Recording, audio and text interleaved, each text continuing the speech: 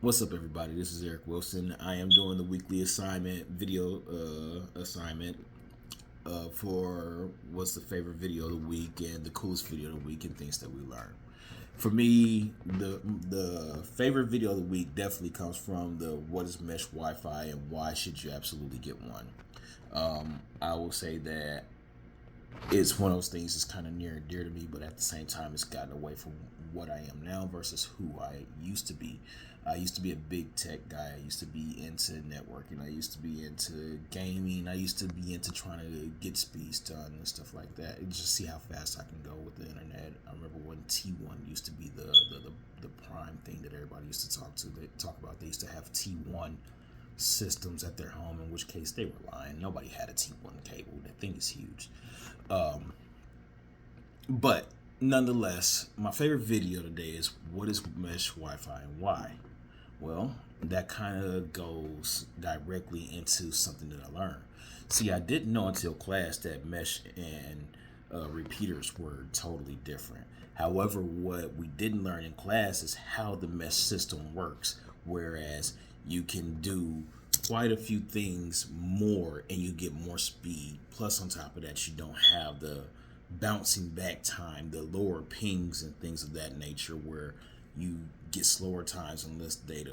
On top of that, the security that's layered into it.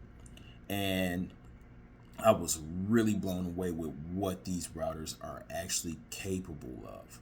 Like, okay, let's say that you want to game, but you're gaming in a room and you're running on Wi-Fi. Let's just say, for instance, because we talked about 2K, 2K is in a room on the other side of the house away from your router. Well, normally your speeds will drop if you're on Wi-Fi, which means you get higher latency or a higher ping, and which means that your shots are going to be off or you're going to lag behind or whatever it may be.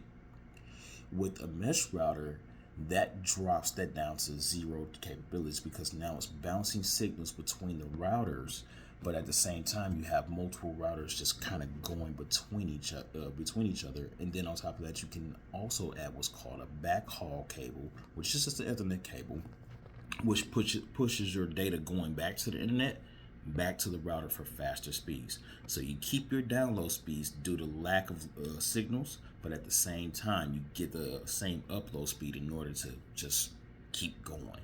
I kind of like that idea. It's good for bigger homes. It's good for, spaced out areas. Okay, let's talk about the coolest video. So the coolest video is still kind of near and dear to me. Okay, so I am a fan of Unbox Theory and I'm a fan of Marquise Brownlee. And what they do are pretty much tech reviews. Okay, so with that being said, my biggest thing that I like to see, or the coolest video that I liked, was the high-end Wi-Fi 6 shootout. And I mean, the guy went through all of these different systems and how fast they are. And I mean, don't get me wrong, he had his clear favorite and winner, but mine by far was the Linksys system. Let me look at my notes real quick.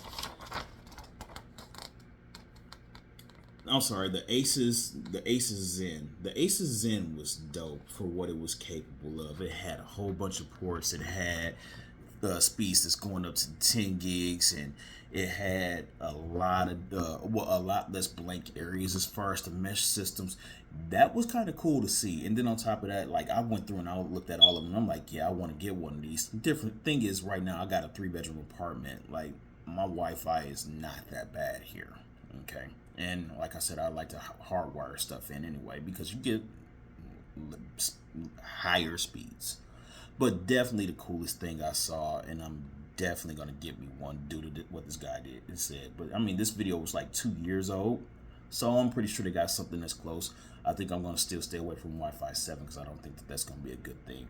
But at the same time, nonetheless, it was a cool video to see. Thanks, guys.